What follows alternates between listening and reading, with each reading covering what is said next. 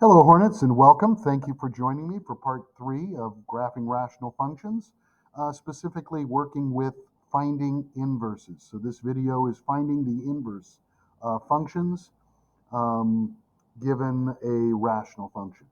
So in front of you, you'll notice I have two problems. These are from the pretest. One is written in HK form, and the other is written in standard form.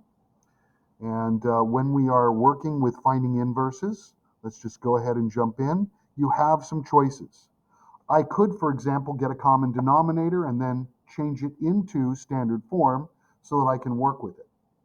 Or I can simply do it from this, which means that I would have x equals 4 over x plus 2 minus 3.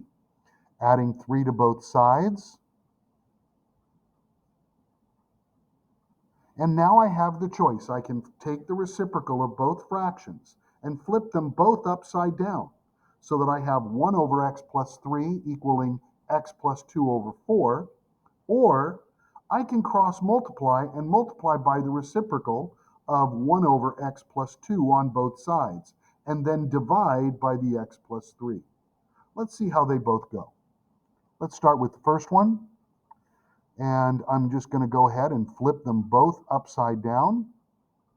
This is what I personally prefer, but just because I like it doesn't mean that there's not another option. I can then multiply both sides by the denominator 4, so that I have 4 over x plus 3 equaling x plus 2, y plus 2. Oh, great.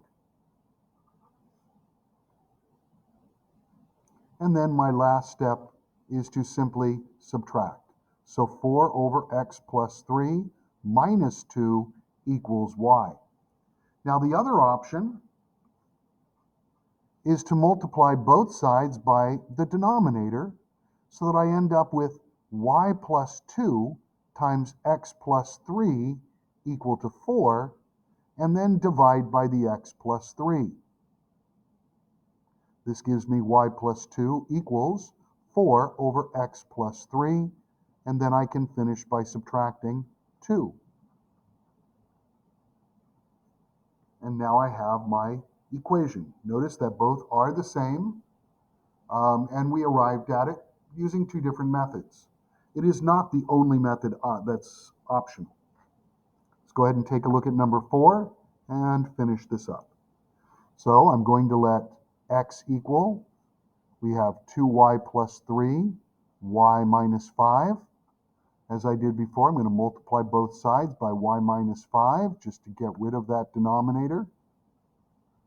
And I end up with x, y minus 5x equals 2y plus 3. We're going to need to get the y's on the same side. So I'm going to move things over a little bit.